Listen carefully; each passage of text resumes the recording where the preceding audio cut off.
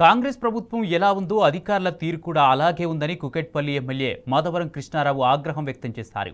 కుకట్పల్లిలో కల్తీ కల్లు తాగి 13 మంది అస్వస్థతకు గురయ్యారు. వారిలో ముగ్గురి పరిస్థితి విషమంగా ఉంది. రామదేవరావు ఆసుపత్రిలో చికిత్స పొందుతున్న బాధితులను స్థానిక ఎమ్మెల్యే మాధవరం కృష్ణారావు పరామర్శించారు. అధికారులు లంచాలు తీసుకుని తనిఖీలు చేయకపోవడం వల్లే ఇలాంటి ఘటనలు జరుగుతున్నాయని ఫైర్ అయ్యారు. సర్దార్ పటేల్ నగర్, ఇందిరానగర్ కల్లు కాంపౌండ్లలో కల్లు కల్తీ జరుగుతున్నా అధికారులు పట్టించుకోవడం లేదన్నారు. బాధితులందరికీ మెరుగైన వైద్యం అందించాల్సిన బాధ్యత ప్రభుత్వంపైన ఉందన్నారు.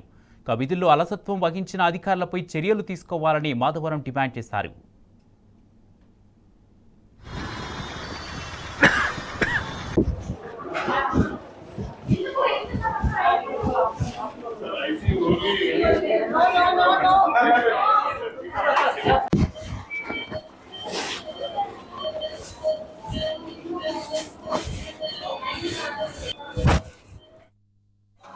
ఇవాళ ఉన్నటువంటి కళ్ళు అనేటటువంటిది ఎవరో ఒకరు చేసిన తప్పు వలన ఇలా గౌన్ల కులస్తులు అందరూ కూడా ఇది ఒక మచ్చలాగా జరుగుతూ ఉంది.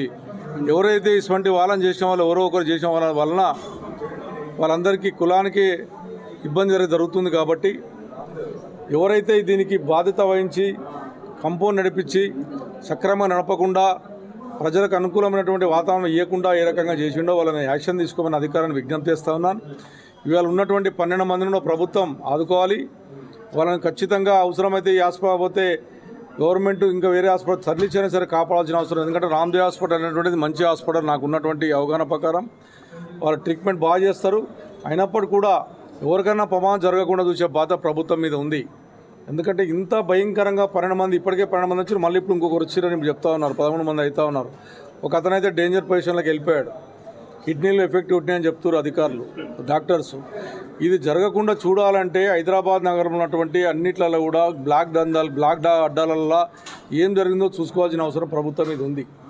ఇది చూసుకోకపోవడం వల్లనే అధికార నిరక్షల వల్లనే ఎవరైతే ఇలా ఎక్సైజ్ ఆఫీసర్స్ ఉన్నారో వాళ్ళకి ఎన్ని కంప్లైంట్ ఇచ్చినా, ఒక ఎమ్మెల్యే కంప్లైంట్ ఇచ్చినా పట్టించుకోరు, ఒక కార్పొరేటర్ని పట్టించుకోరు, అదే ప్రజలు చెప్పినా పట్టించుకోరు.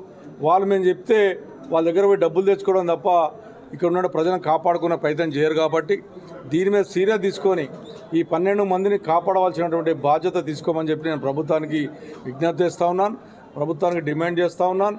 ఇలా ఉన్నటువంటి వారు నిరుపేదలందరూ కూడా అందరూ కాపాడుకోమని చెప్పి నేను చెప్తా ఉన్నాను. అధికారులు ఎవరైతే కన్సల్ట్ ఆఫీసర్స్ అయితే నిరక్షర వహించారో వాళ్ళని సస్పెండ్ చేయాలని చెప్పి డిమాండ్ చేస్తూ ఉన్నాను.